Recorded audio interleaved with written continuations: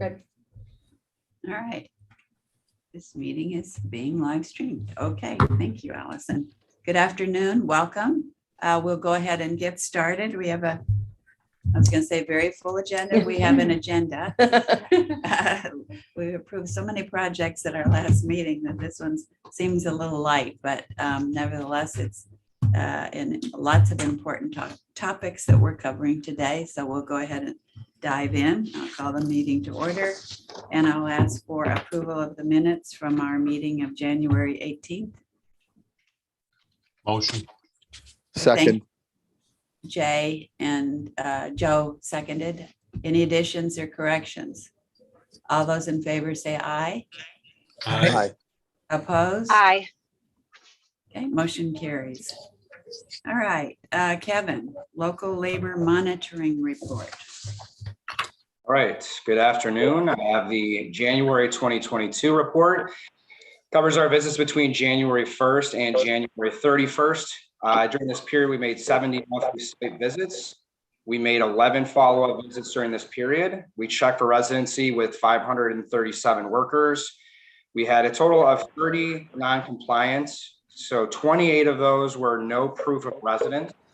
And as you'll see on this report, if you've had a chance to look at it, I kind of broke down a little bit more specifically follow-ups and how that happened here.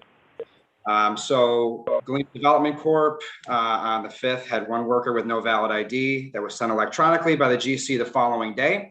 On January 11th, WF Elmridge had one worker with no valid ID. They were compliant the following day. On the 12th, Fairview at Town Center had two workers with no proof of ID. One was compliant on the follow-up visit. One was no longer on the project site. On the 18th, Skull Diamond and Hart Capital, one worker had no ID, was sent to me electronically the following day. On the 19th, USRA Rochester had three workers, no ID.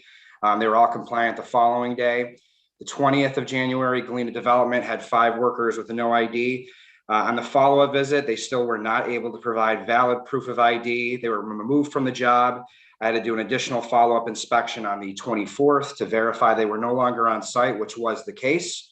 On the 24th of January, Appalachia, 9 workers had no proof of residency. I followed up the following day. 7 workers were removed for the job as they could still not provide any local proof of ID. 2 of them did provide ID with another contractor. They were compliant. I did have to follow up again because another worker was uncompliant on my follow-up visit, my first follow-up visit. And I went back the next day. That worker was no longer on the site. On the 24th, also Dell 3750 Monroe Avenue Associates. One worker had no ID that was verified electronically the following day.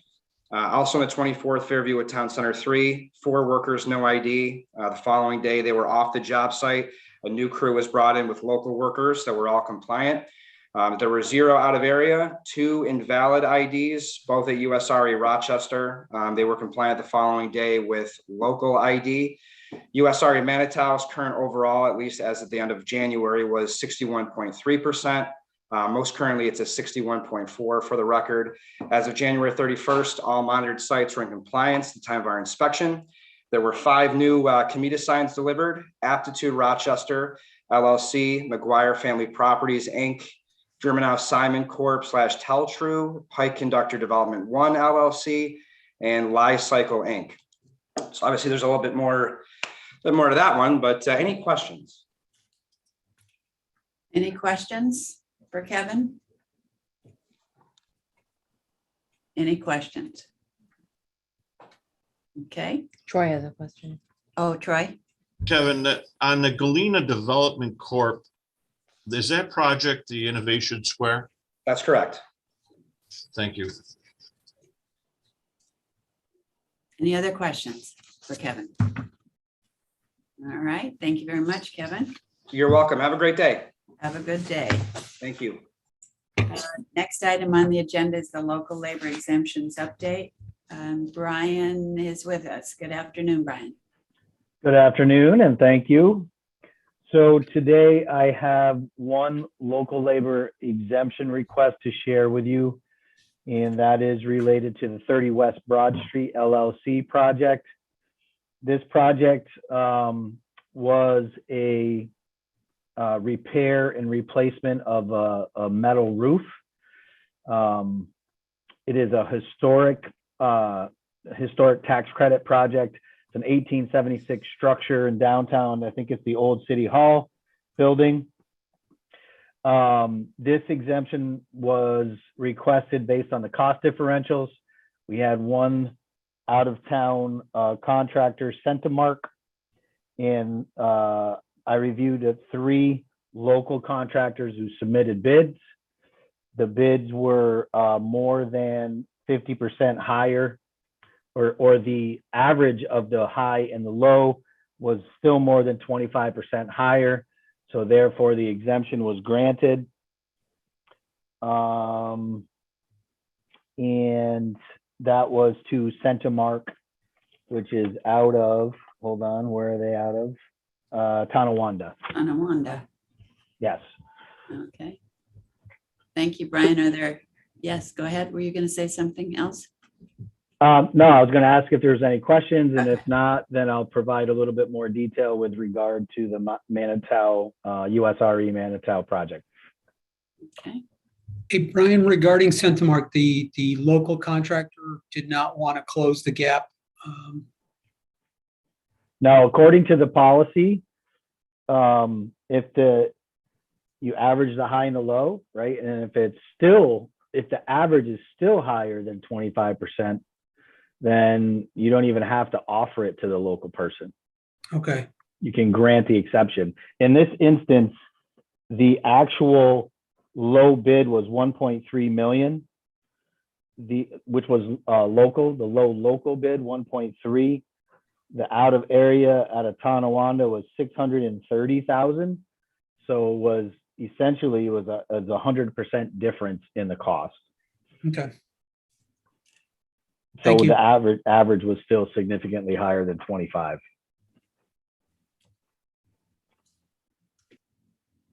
Okay. Any other questions on that exemption? Okay, Brian, you got more to report? Yeah, just a little bit more detail on with regard to, the Amazon project. So as Kevin said earlier, right now, their overall local labor is at 61.4%. That was as of last week. That is still continuing to, it's increased ever so slightly.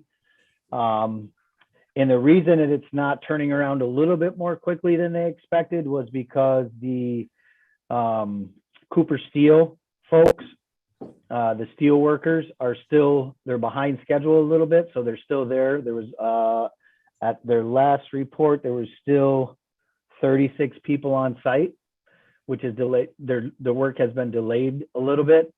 So therefore they're there longer, but they're not doing more work. So they're hoping that in theory, that should not affect their percentage at the end of the project. So they're still very much hopeful to be at the 70% based on headcount. It's just turning around a little bit slower than they had hoped. And with regard to dollars paid, not as opposed to headcount, they're still at 70%, right at 70% local dollars paid out to local contractors. So that's all I have for that. And we continue to meet with them and monitor this. We met with them last month as well, Troy, myself, and Grant Malone, to go through their projections. Okay, that was helpful. Brian, the delay on the steel workers notwithstanding, if you look at their schedule and their plan for the remainder of the project, do they get to 70%? Yes. Okay. Now, admittedly so, it's going to be tight, right? By the end, they hope to be right around 70%. And as long as they don't have any unforeseen issues, right now, they expect to reach the 70% at the end. When is Okay. the end? When is the end? I think it's scheduled for April. Is that correct, Rachel? Or Troy? Maybe I Troy? think the bulk of the construction will be substantially complete by then, but the completion date of the project is the end of this year. Unless they need to extend for some reason. Amazon has it set up, Brian, to release individual sections of the building. So when Layton meets their schedule, they'll hand over a section. They have multiple dates scheduled. We did meet again last week. There is still concerns with local labor, but there are some out of town people that are in construction that could be local. And we've talked to them over and over again about what we can do to help to get to the magic number. And it's, for example, the mezzanines right now are going in and the outfit is out of Georgia. You know, your roofer is still out of New Mexico. You have people from Indiana. There are mechanisms for them to get to their number. They're struggling to do that. They're blaming local folks for, but we've asked for them to pull back some stuff. They have put on some extra people locally here to help, but there is mechanisms and we've brought it to their attention. We can help get you to the number. They're just not doing it right now. Troy, do they need help to get to that number? I mean, what Brian's saying is, you know, if you look at the schedule and their planned, the planned workforce that it takes them to get to the end, that they'll hit that 70%.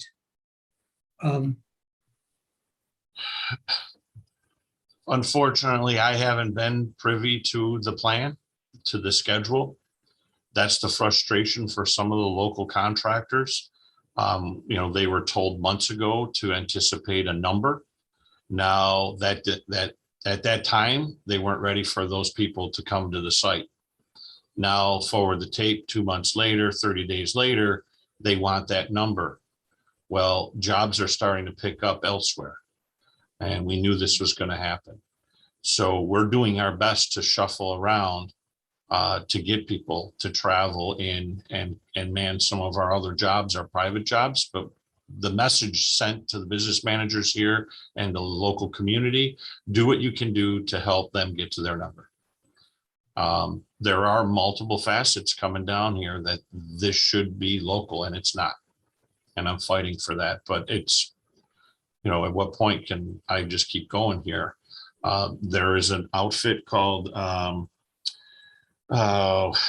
it's putting up the mezzanines. It's iron workers work. And it's an out entity. It's following around a gypsy crew, if you will, following around Amazon. That could be done locally. There's another 4 people that they could be putting to work. The security system, that's out of area. That could be done locally. All the loading docks coming down with all the safety around the loading dock, the cushions on a loading dock, the hydraulic lifts and all that, that's going to be all from out of area. We're asking them if we can work together to put people on there, and we're going to try to figure this out. But until they sit down and say, these are the numbers, this is the time, this is when it's going to happen, can you help us? Other than that, we're kind of just sitting and we're reactive. We're not proactive right now. Really, we're being reactive. So, Brian, do you have a schedule that, I mean, you're saying, hey, if they hit this schedule, they're going to get to 70%. Is that something Troy's seen or how are you, I guess, what are you using to make that assertion that, hey, if they continue on their scheduled path, they're not going to cross the 70% with gusto, but they should get there, barring the unforeseen. Well, I mean, if you look at a lot of, and they do have now, is there one specific schedule that you look at to forecast that? No, like as Troy said, no. But when you look at the way that they break it out, they have it broken out by trade and by different contractors. And, at some point, right, they show you their schedule, not a schedule, but they show you how they planned it out. And for the most part, a lot of it is relying on what they're telling you, right? It's not like we do an audit of their schedule or we do an audit of the information that they're giving us, but everything is they seem very organized. They're on top of it. They know who's coming at or who's scheduled to come at certain points of time. They know the expected level of local labor for each one within each of the trades. And based on what they're telling us, right, they're going to reach the 70% by the end of the project. So a lot of it is honestly, like, it's not like we audit that schedule. I'm not going to tell you that, but can I request a simple thing for them to do? They're at 61.4 now. And they're saying when they get to the end of this project, which should, whenever that is, and, the end of the year, they're going to be at 70. Can they just, it should be fairly straightforward for them to say, okay, here's how we get there month by month from, based on the current schedule. So that, for instance, next month when we look and, if they're saying they should be at 64 and we're saying they're at 62, then they're behind. I guess I just don't have a frame of reference to say whether I should be comfortable with the 61.4 or we should be worried. So if they can, if they can project that out for us, then we can at least see where they are tracking versus their projections. And then I think we can have a more, a more robust or intelligent conversation on whether corrective measures are needed or not. Would they respond to that request, Brian? I think they probably would. I mean, they have it all in their badging system. They have it built in. I'm sure they can. I don't want to say I'm sure, but I think they would have the capability to spit out a report that shows a projection month by month, perhaps till the end, so we can get a better feel. Because they do have I know they have a ton of historical data that they share with us. I'm guessing that they can do a projection as well. So that is certainly something I can ask them for. That would be helpful. Thank you, Brian. And thank you, Jay. Rachel, I got a question for you. Yeah. So if we take them at face value and they say, okay, we're going to get to the 70%, let's say they get to the end of the job and they don't get to 70%. Then they're in default. So now that they're in default, what does that mean, Rachel? What's the consequence? There's a recourse. Yep, there will be an option to modify benefits going forward or recapture benefits received, our normal recourse for noncompliance. So Don't get there. I think we just got to make sure they understand that. And if they don't get to it, then that's what happens. Yes. And the other thing we have to keep, the board has to remember that we were also told that Amazon was going to help with something incentive to the community, right? A give back, right? And that hasn't happened yet, as far as I understand. Troy, As far as we know. I still. don't believe that's planned. correct. Yeah. I think they did give, they made a donation to some workforce development. I want to say a month or two ago. Robin, you remember they made some donation. I'd asked Anna if this was part of the commitment they made with regards to their charitable donations. And she had mentioned that it was. Yeah, I remember that, Jay. I agree with that. I haven't seen anything on that. Nor have we. Yeah, can we get back to you on that? The As far room as is yeah, quiet. yes, we were quiet for a reason. Who knows? Yep. If I misremembered, yes, please. I remember we talked about it, but I don't remember that was the. Yeah. Yeah, ultimate and I'm with you. I remember objective. we talked about it too. Yeah, so, all right, well, we'll follow up on that. Yes, Mhm. we will. Thank you. Any other comments, questions? Okay, thank you very much, Brian. And Greg. Thank you. you're up. Thank you. Greg, Yes, hi, good afternoon, everyone. good afternoon. I will get into the financials here through January, 1 month in. Currently, we're in the process of going through our audit with our auditors are in. We're working towards hitting that deadline. That's taken up, some of our time here. In terms of the financials for January, I do want to touch base on the budget a little bit later here, but cash 9.4 million through January. A year ago at this time, we were at about 7.3. So you obviously can see the effect of where the positive results over the last 12 months has produced, significant cash. The accounts receivable, again, I'm going to give you some detail on some of these balances here that maybe we haven't in the past, but again, that just tries to take into account the timing. We have PTAC program, we get receipts at different times, and we voucher those receipts. So that's just a timing difference of the PTAC program that we approved last year. Some of you know before it was an IDC program. It's now an IDA program. We funded that last year. I believe it started September 1st for $91,000, and that's spread out over 12 months. So that's what that really is. And then the majority of the prepaid expenses represents that PTAC funding. We wrote the check last September, but we spread that out over 12 months. So that's the majority that's sitting in that prepaid expenses of 94,000. The other 20,000 of prepaid expenses is general, health insurance and liability insurance that we account for over the respective period. In terms of the other significant balances, the accrued liabilities, we always touch base on that. Again, two big things there. The county contract that we accrue for every single quarter that is going to be paid here probably within the next 30 to 60 days for 2021. And then the comp plan that was approved a month or so ago for a couple $100,000. That represents most of that $799,000 of liabilities that we are going to incur. There are a couple Empower related bills that make up the remaining balance there. So all in all in line with expectations and budget so far. So all good to report on the statement of financial position. The statement of activities, again, when we did the budget, right? The budget was done, I believe it's October timeframe, and obviously a lot changes in a month and 2 months and 3 months, and just a little bit of a look back in case you haven't memorized the budget. Our budgeted revenue was about 2.2 million for 2022, which was up more than what we had always previously budgeted.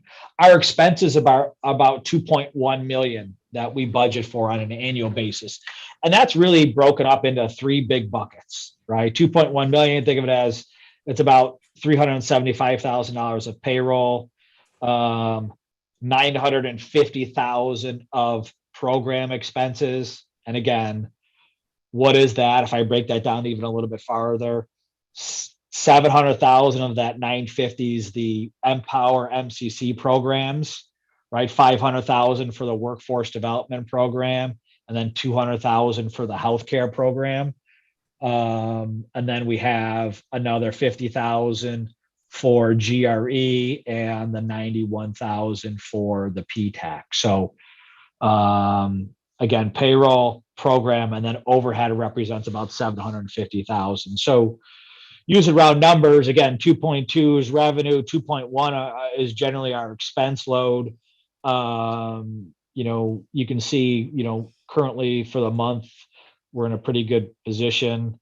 But more importantly, thinking about, and I know we're going to talk about this in the dashboard report, the last board meeting, we approved 7 projects. Projected fee revenue is $3.4 million on those 7 projects. We came into the year with a little over $4 million of projects that have been approved that have not yet been closed. So looking at that, saying, wow, okay, we have 3.3 plus the 4, call it 7 million. And that is not all going to close in 2022. I don't know if Rachel can handle that, but I would doubt that that's all going to close in 2022. But it's really hard to tell, right? Sometimes it'll go into 23. We just don't know. But it just goes to show the amount that's in the pipeline that has been, approved that certainly could hit our financials. I don't think we're going to close on 7 million or dollars in 2022, but I do think that if we look at our proposed revenue of 2.2 million, that we're gonna blow that out of the water for 2022. We're already starting to see that as days go by, starting to see the amount of activity and everything else. So there's a little perspective as we talk about what's, in the I'm horizon of. sorry, Greg. So what was your number by year end for revenue? And I would tell you that we budgeted 2.2. I'm saying that we're going to be, I would, if I had to guess and I had a crystal ball, I would say that we're going to be, 4 million plus ish. If I had to take that into account, do I think it could be more? Yeah. It could be. And It's certainly hard to- what was last year's total revenue? We were at a little about 3 million last year, 3.1. So it could be up $1 million more in Yeah. 2022. Yeah. Okay. And again, as we're getting Take it. these projects are getting bigger and bigger. So again, it's just harder to tell. Sometimes, the bigger projects take longer to close. Right. And, but again, would I be surprised if we're at 5 or 6 million? Not really, but it's Okay. just really, I'm going to try to continue to report on that on a monthly basis. So we have insight to what our That's pipeline great. looks in case there's other programs or opportunities to support initiatives that the board is well prepared to understand what our financial position is as we continue on these next 11 months throughout the year. Okay, that would be very helpful, Greg. Any questions for Greg? All right, thank you very much. Thank you, Greg. You got it. Thanks. All right, no new applications for the month, and we have one project modification. We have Kurt Sertle joining us for Innovation Partners Rock LLC. And Robin, you want to tell us about that? Is Kurt on? He dropped off. Oh, he dropped. Innovation Partners Rock LLC is renovating the Xerox Square property to create a collaborative, academically focused campus. Phase 1 of the project was approved for sales and mortgage tax exemptions only in September of 2020. Phase 2 of the project was approved for sales and mortgage recording tax exemptions only in November of 2021. The applicant is now requesting an increase in the mortgage recording tax exemption, resulting in mortgage recording tax savings not to exceed $225,000. Okay, did Kurt join? No, No. the mortgage amount was 28 million and this would take us to 30 million. Right? Yes, Form? we do. Okay. Why don't we start reading the resolution? Yes. A regular meeting of the County of Monroe Industrial Development Agency. The agency was held via Zoom on February 15th, 2022 at 12 p.m. After the meeting I had move been, to waive the reading of the motion. Thank you. Is there a second on that? I'll second. Thank you. All those in favor say aye. Aye. Opposed? Aye. Motion carries. Thank you. So that was all subsequent resolutions as well. We don't have any subsequent. So, all right, so now I'll ask for a motion to approve an increase in the mortgage amount by $2 million. Is Kurt going to join us? He had intended to and was on, wasn't he? Yeah, he was in the waiting room. I've sent him an email. He was in the waiting room though and then dropped off. Okay. I mean, just the reason being is as I'm looking at this, one question I have is we're seeing the mortgage go up by 2 million, but we're seeing the equity in the project decrease by that same 2 million. So this to me looks very much like a cash out. So I'd like to better understand that. Table the resolution. oh, wait, he just Oh. emailed me. We might have Kurt on the line. Hold on, please advise. Join. You should be able to join now.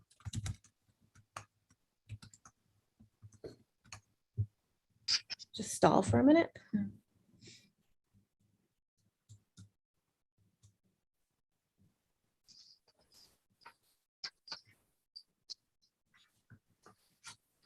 Jay, I would just make a comment here just on I'm just reading the project modification. It does say reason for increase that the bank finance came in at $2 million more than anticipated. So I'm not sure it's a cash out, but that's just the note on the project No, I modification. get that, but request. the project isn't increasing in size. If they got 2 million more in bank financing and Yep. they're cashing out, great, good for them. But I don't think we should be giving them more mortgage tax exemption on that 2 million. Kurt's on now. Okay, Kurt, this is Ann, and I understand we've gone through your project modification for Innovation Partners Rock LLC. We waived the reading of the resolution because we've got it in our packets.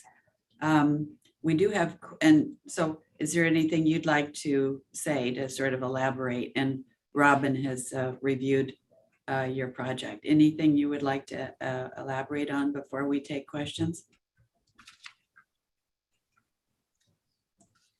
Kurt? Audio is not working. Audio's not working. Yeah, his audio isn't connecting. Oh, no, it is. I think he can hear you now. Kurt? Hello, Hi, Kurt. can you hear me? Yes. Yes, can you hear us? Sorry about that. I've been trying to get in. I haven't been able to get in. Well, thanks for trying and achieving success. We've talked about the modification request. Is there the information that was provided? And before we take questions, is there anything you'd like to elaborate on? What's driving the increase and so on? Yes, so the request today is for a $2 million increase for our construction loan. So an additional mortgage tax exemption on an additional $2 million.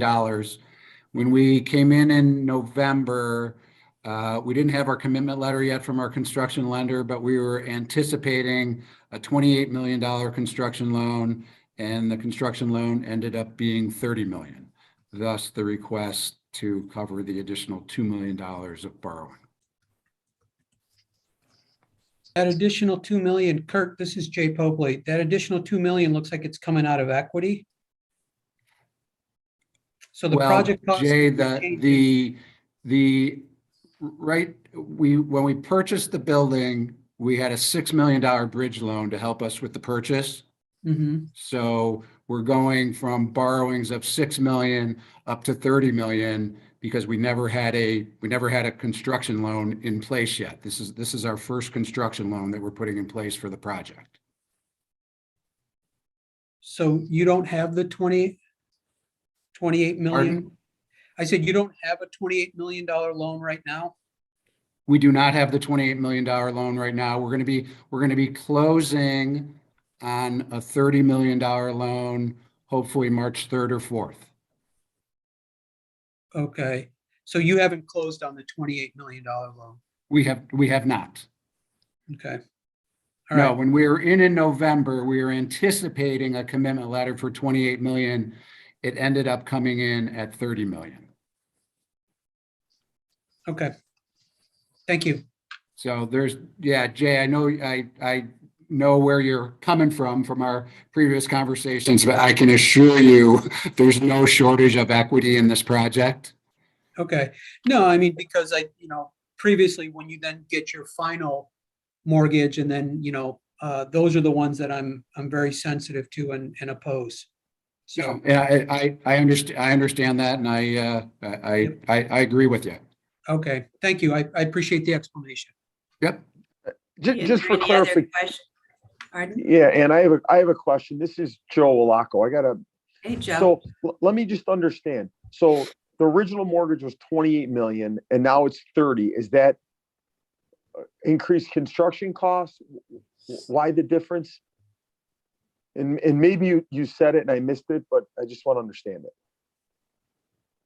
Well, the reason for the change is that our commitment letter that we were anticipating for the construction financing was going to come in at 30 we were anticipating in November it was going to come in at 28 million. It ended up coming in at 30 million. I see. I see. So that's 2 million less than equity you got to come up with, and I understand. Okay. Okay, any other Correct. questions for Kurt? And I guess this isn't a question. Kurt, the Troy Milne, local labor, it seems to be an issue on your project, and it has been for quite some time. And we understand, there's 27 floors here and we're working off of, 5, 10 floors at a time. Can there be an extra effort done to help Loki Brill in his monitoring report? We talked about how does somebody get on a job and the license. We understand, but this is a high profile, high job. A lot of construction workers I would be really a little bit more comfortable here with this if I knew that there was an effort done both on your side and as the board helping Loki Brill maybe increased monitoring visits. We're seeing that Kevin gets over there approximately every 9 to 14 days. And you've had some violations, and the board has talked about increasing visits to alleviate that. I would like to be assured that in the future, we don't have these workers come on site that don't have their license. And in this last report, we're seeing that these were for sure out of area because they're not coming back. Yes, 100%. I'll talk with Jeff Radisi, who's our on-site project manager, and make sure that he talks with all the subs and make sure that everybody that they're bringing on is in compliance. Thanks, Kurt. Thank you, Troy. Any other questions for Kurt? All right, I'll ask for a motion to approve an increase in the mortgage amount by $2 million. Is there a motion? I'll make a motion. Okay, I think Troy made the motion and seconded by Lisa. All those are we doing a roll call? No. No roll call. No, because it's modification. All right, all those in favor say aye. Aye. Opposed? Okay, motion carries. Thank you, Kurt. Thank you all very much. Thank you, Okay. Kurt. Thank you. Next item on our agenda is the appointment of committee members. Tony has left, so we're filling his the vacancies that were left as his following his retirement. So I'll ask for a motion to appoint Ann Burr as chair of the finance committee. Might be dangerous, but I'll motion in. all right. I'll Thank second. Any additions or corrections to the motion? Hearing none. All those in favor say aye. Aye. Aye. Opposed? Motion carries. Also would like a motion to appoint Ann Burr as member of the governance committee because she's always there. Anyway. Is there So a moved. Thank you, Jay. Is there a second? I'll second in. Thank you, Joe. Any other questions on that? Hearing none, all those in favor say aye. Aye. Aye. Aye. Opposed? Motion carries. Thank you very much. All right, now we're going to move into executive session, and I'll ask for a motion to enter into executive session under section 105F of the Public Officers Law. I'll make a motion. Thank you, Jay. Second. Seconded by Troy. All those in favor say aye.